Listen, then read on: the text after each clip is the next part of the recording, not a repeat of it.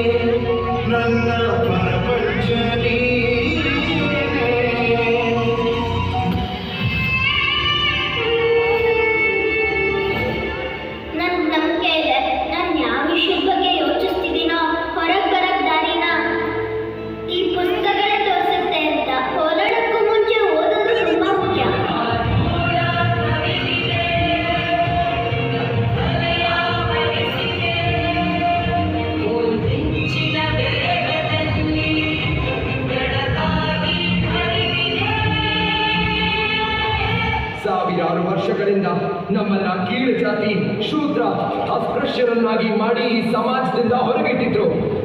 ನಾವು ಕೂಡ ಮನುಷ್ಯರ ಹಾಗೆ ಬದುಕಬೇಕಂದ್ರೆ ನಾವೆಲ್ಲರೂ ವಿದ್ಯೆ ಕಲಿಬೇಕು, ನಾವೆಲ್ಲರೂ ಒಗ್ಗಟ್ಟಾಗಿರ್ಬೇಕು, ಹೋರಾಟದ ಹಾದಿ ಹಿಡಿಬೇಕು.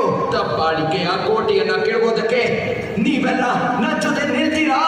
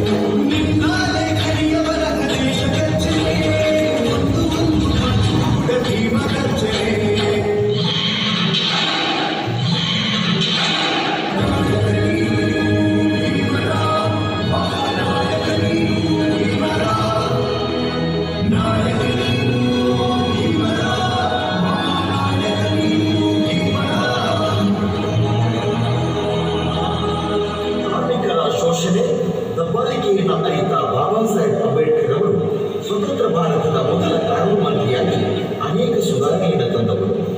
12 ಗಂಟೆಗಳ ಕೆಲಸದ ಅವಧಿಯನ್ನು 8 ಗಂಟೆಗೆ ಇಳಿಸಿದ ಕಾರ್ಮಿಕರ ಶಕ್ತಿ. ಅದಲ್ಲದೆ ವಿಮಾ ಕಾಯ್ದೆ, ವೈದ್ಯಕೀಯ ರಜೆ, ನೌಕರರ ವೇತನ ಪರಿಷ್ಕರಣೆಯ ಅವಕಾಶ, ಅನ್ಯಾಯವಾದಾಗ ಕಾರ್ಮಿಕರ ಮುಷ್ಕರಕ್ಕೆ ಅವಕಾಶ, ತುಟ್ಟಿ ಭತ್ಯೆ, EPF, ಆರೋಗ್ಯ ವಿಮೆಯಂತ ಅನೇಕ ಸುಧಾರಣೆಯನ್ನು ತಂದ ಕಾರ್ಮಿಕರ ಪಾಲಿನ ಮಹಾನಾಯಕ ಡಾಕ್ಟರ್ ಬಾಬಾ ಸಾಹೇಬ್ ಅಂಬೇಡ್ಕರ್. ಸ್ತ್ರೀ ಸ್ವಾತಂತ್ರ್ಯಕ್ಕಾಗಿ ಮಹಿಳೆಯರ ಪಾಲಿಗೆ ಜೀವನಾಂಶ ಕೊಟ್ಟ ಹಕ್ಕನ್ನು ಕೊಟ್ಟ ಮಹಾನಾಯಕ. ಹೆಣ್ಣು ಮಕ್ಕಳಿಗೆ ಆಸ್ತಿಯ ಹಕ್ಕು, ಹೆರಿಗೆ ರಜೆಯ ಸೌಲಭ್ಯ ಕೊಟ್ಟು ಮಹಿಳೆಯರ ಪಾಲಲ್ಲಿ ಹೊಸ ನಗುವನ್ನು ಬೀರಿದ ಲೋಕನಾಯಕ ಭೀಮರಾವ್ ಅಂಬೇಡ್ಕರ್ ಅವರು. ಡಾಕ್ಟರ್ ಬಾಬಾ ಸಾಹೇಬ್ ಅಂಬೇಡ್ಕರ್ ಅವರ ಸಾಧನೆ ಕೇವಲ ಭಾರತದ ಸಂವಿಧಾನ ರಚನೆಗೆ ಮತ್ತು ದಲಿತರ ಉದ್ಧಾರಕ ಎಂಬುದಕ್ಕೆ ಸೀಮಿತವಲ್ಲ. ಅವರು ತಮ್ಮ 4 ದಶಕಗಳ ಸಾರ್ವಜನಿಕ ಜೀವನದಲ್ಲಿ ದೇಶದ ಸಾಮಾಜಿಕ, ಆರ್ಥಿಕ, ಸಾಂಸ್ಕೃತಿಕ, ರಾಜಕೀಯ ಜೀವನದಲ್ಲಿ ಪ್ರಾಮುಖ್ಯತೆಯನ್ನು ಹೊಂದಿದವರು. ಅವರೊಬ್ಬ ನೈಜ ರಾಷ್ಟ್ರೀಯ ನಾಯಕ ಹಾಗೂ ಬೌದ್ಧಿಕ ಔನ್ನತ್ಯ ಔನ್ನತ್ಯದ ಶಿಖರವರನ್ನು ಸಂವಿಧಾನ ಮತ್ತು ಮೀಸಲಾತಿಯಿಂದ ಚಿಗುವು ನೋಡುವ ಪ್ರಜ್ಞೆ ನಮ್ಮಲ್ಲಿ ಜಾಗೃತವಾಗಬೇಕಾಗಿದೆ.